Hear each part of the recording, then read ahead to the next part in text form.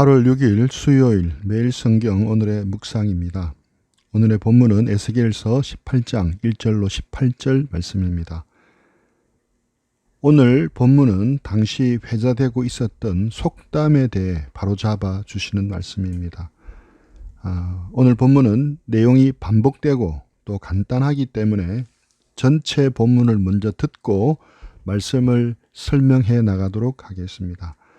오디오 드라마 성경으로 말씀을 듣기를 원하는데, 이 드라마 성경은 100여 명의 연기자와 성우들이 자원봉사함으로 참여하여 4년 만에 완성한 오디오 성경입니다. 어플로도 유튜브로도 무료로 들을 수가 있습니다. 참조하시기 바랍니다. 드라마 성경으로 오늘 본문을 듣겠습니다. 제 18장.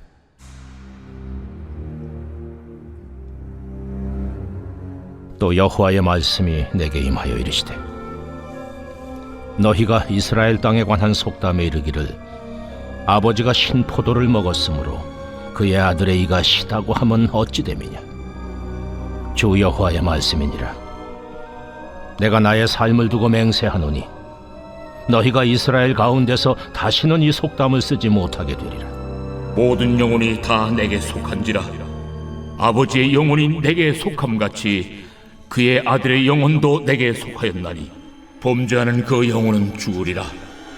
사람이 만일 의로워서 정의와 공의를 따라 행하며 산 위에서 재물을 먹지 아니하며 이스라엘 족속의 우상에게 눈을 들지 아니하며 이웃의 아내를 더럽히지 아니하며 월경 중에 있는 여인을 가까이 하지 아니하며 사람을 학대하지 아니하며 빚진 자의 저당물을 돌려주며 강탈하지 아니하며 줄인 자에게 음식물을 주며 벗은 자에게 옷을 입히며 별일을 위하여 구워주지 아니하며 이자를 받지 아니하며 스스로 손을 금하여 죄를 짓지 아니하며 사람과 사람 사이에 진실하게 판단하며 내 율례를 따르며 내 규례를 지켜 진실하게 행할진대 그는 의인이니 반드시 살리라.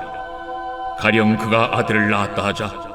그 아들이 이 모든 선은 하나도 행하지 아니하고 이 죄악 중 하나를 범하여 강포하거나 살인하거나 산 위에서 재물을 먹거나 이웃의 아내를 더럽히거나 가난하고 궁핍한 자를 학대하거나 강탈하거나 빚진 자의 저당물을 돌려주지 아니하거나 우사에게 눈을 들거나 가증한 일을 행하거나 별일을 위하여 구워주거나 이자를 받거나 할진대 그가 살겠느냐? 결코 살지 못하리니 이 모든 가증한 일을 행하였은즉 반드시 죽을지라.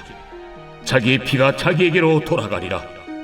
또 가령 그가 아들을 낳았다 하자. 그 아들이 그 아버지가 행한 모든 죄를 보고 두려워하여 그대로 행하지 아니하고 산 위에서 재물을 먹지도 아니하며 이스라엘 족속의 우상에게 눈을 들지도 아니하며 이웃의 아내를 더럽히지도 아니하며 사람을 학대하지도 아니하며 저당을 잡지도 아니하며 강탈하지도 아니하고 줄인 자에게 음식물을 주며 벗은 자에게 옷을 입히며 손을 금하여 가난한 자를 압제하지 아니하며 별이나 이자를 받지 아니하여 내 규례를 지키며 내 율례를 행할진대 이 사람은 그의 아버지의 죄악으로 죽지 아니하고 반드시 살겠고 그의 아버지는 심히 포악하여 그 동족을 강탈하고 백성들 중에서 선을 행하지 아니하였으므로 그는 그의 죄악으로 죽으리라. 당시 이스라엘에 회자되고 있었던 속담이 있었습니다. 아버지가 신 포도주를 먹었으므로 그의 아들의 이가 시다 하면 어찌 됨이냐 라는 속담이었습니다. 이것이 무슨 의미입니까? 쉽게 말하면 연자제가 부당하다는 것입니다. 연자제가 무엇입니까? 범죄자의 가족이며 친족이기 때문에 범죄자와 함께 연대해서 처벌한다는 제도입니다. 삼족을 멸하다, 구족을 멸하다 라는 표현들을 우리가 익히 들어봤을 것입니다. 과거 우리나라에서는 대역죄인에게 연자제를 적용하여 삼족을 함께 처형하기도 했습니다. 삼족을 멸하다 할 때 삼족은 친가, 처가, 외가를 가리키는 것입니다. 이것이 대표적인 연자제입니다. 먼 옛날 조선시대의 이야기만은 아닙니다. 1975년 대표적인 인권 탄압 및 사법 살인으로 잘 알려져 있는 인혁당 사건으로 8명의 무고한 시민이 판결 18시간 만에 사형 집행을 당하고 15명은 무기징역 등 중형 선고를 받습니다. 2007년에서야 비로소 재심의 결과가 나오게 되는데 대통령의 재가를 받아 중앙정보부가 사건을 조작한 것으로 인정이 되어 무죄 판정을 받습니다. 2007년까지 그 남은 가족과 친족들은 수십 년을 빨갱이 간첩의 가족으로 몰려서 사회적으로 거의 매장당하다시피 했습니다. 이것이 연좌제인데 이것은 분명히 잘못된 제도입니다. 이 속담은 연좌제와 관련이 많습니다. 유다의 멸망 전후로 바벨론 유배민들과 예루살렘에 널리 퍼진 속담이었습니다. 이 속담은 아버지가 한 행위의 결과가 아들이 책임져야 하는 몫이 되었다는 것입니다. 앞 세대의 잘못된 행위 때문에 다음 세대가 그 결과를 책임져야 한다는 것입니다. 이것에 대해 하나님은 3절에서 단호하게 다시는 이 속담을 이스라엘 가운데 쓰지 못하게 하겠다라고 선포하십니다. 당시 바벨론 유배민들은 유다의 멸망과 그 결과에 대해 이해할 수 없는 부분이 있었습니다. 하나님의 심판이 잘못된 당사자들, 즉 자신들의 앞 세대 조상들에게 임하지 않고 책임 없는 자신들에게 떨어진 것처럼 보였기 때문입니다. 즉 앞 세대가 잘못을 저질렀는데 그 책임을 자신들의 세대가 져야 한다는 것이 너무나 억울했던 것입니다. 아버지가 신 포도주를 먹으면 아버지의 이가 실어야 하는데 아들의 이가 시리다는 것은 모순이며 잘못된 것이라는 말입니다. 이런 주장에 대해서 하나님은 에스겔을 통해 절대 그렇지 않다고 말씀합니다. 각자 자신의 죄에 대해서 책임을 진다고 말씀합니다. 사람은 누구의 아버지나 누구의 아들로 하나님 앞에 서지 않는다는 것입니다. 하나님은 각 사람에게 그가 지은 행위에 대해서만 책임을 물으시겠다고 합니다. 아들의 이가 시린 것은 아버지가 신포도주를 먹었을 아니라 아들 자신이 신포도주를 악한 아들을 멸망에서 구해줄 수 없다고 합니다. 또한 아버지의 죄가 의로운 아들의 구원에 어떤 영향도 미칠 수 없다고 합니다. 각 세대는 이전 세대로부터 독립하여 각자가 살아온 삶에 대해서 책임을 진다고 분명하게 말씀하십니다. 하나님은 공의롭고 정의로우신 분입니다. 그래서 유다의 멸망과 바벨론 포로 이송은 누구의 탓으로 돌릴 문제가 아니었습니다. 왜 자신들이 이 형벌을 받아야 하냐고 억울해할 일이 아닌 것입니다. 그들이 징벌을 받은 것은 그들이 지은 죄 때문이었습니다. 그래서 누구를 탓하고 억울해하기보다는 겸손히 하나님 앞에 엎드려 자신들이 지은 죄를 회개하고 돌이켜야 했습니다. 심리학과 기독교는 문제를 바라보는 시각이 다릅니다.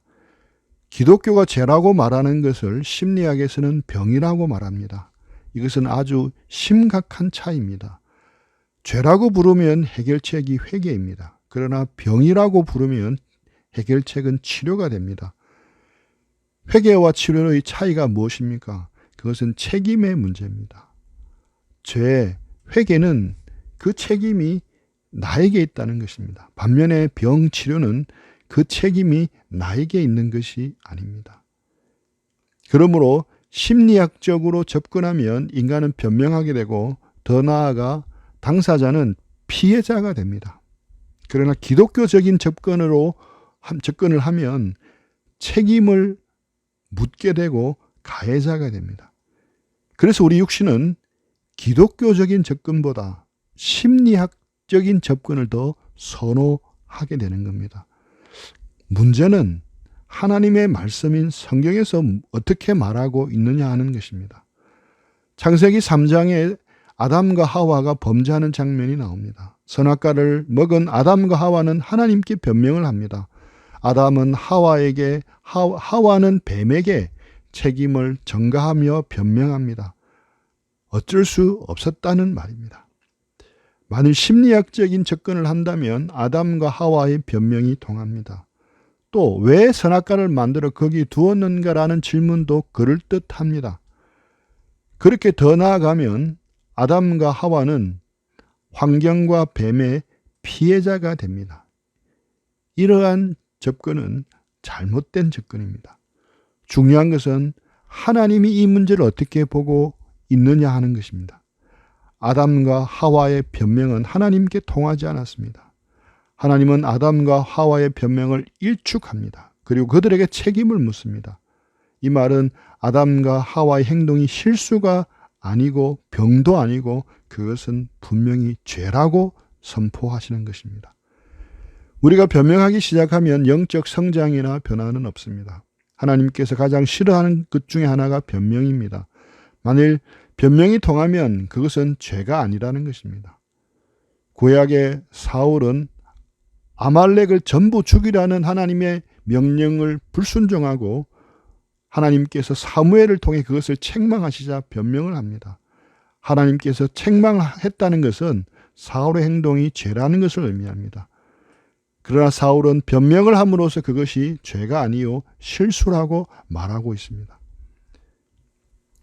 심리학은 인간으로 하여금 죄를 죄로 보지 못하게 합니다. 죄를 죄로 보지 못하면 인간은 변명을 하게 되고 피해의식을 가지게 됩니다. 거기에는 해결책이 없습니다. 진정한 그리스도인이라면 성령님께서 죄라고 지적하실 때 그 사실을 정직하게 인정하는 사람입니다. 하나님께서 혹 우리 각자에게 그건 죄라고 말씀하시는데 우리가 변명하거나 합리화하거나 누구의 탓이라고 돌리고 있는 것은 없는지 우리 자신을 돌아보았으면 좋겠습니다. 하나님이 죄라고 말씀하시는 것이 있다면 하나님 앞에 회개하고 돌아서는 오늘 하루가 되었으면 좋겠습니다. 기도하겠습니다. 하나님 아버지, 하나님은 공의로우시고 정의로우신 분이심을 믿습니다. 저라는 존재는 늘 치우치고 왜곡시키고 편협하기 쉬운 존재임을 압니다. 이런 저의 부족을 알고 주님은 성경을 주신 것을 압니다. 지금 저희가 성경을 열심히 읽을 뿐 아니라 성경 말씀을 통해 열심히 우리 자신을 그 말씀 앞에 비추어 보게 인도하여 주옵소서. 우리가 성경을 읽고 묵상할 때마다 하나님의 말씀이 저희에게 투명하고 맑은 거울이 되어서 우리의 참모습을 제대로 보고 돌이키고 교정할 수 있도록 인도해 주시옵기를 원합니다. 하나님께서 죄라고 말씀하시는데 죄라고 지적하시는데 변명하고 합리화하고 있는 것들이 있다면 생각나게 하시고 하나님 앞에 죄로 인정하고 자백하고 회개하고 돌아설 수 있도록 인도해 주시옵기를 원합니다. 예수님의 이름으로 기도합니다. 아멘.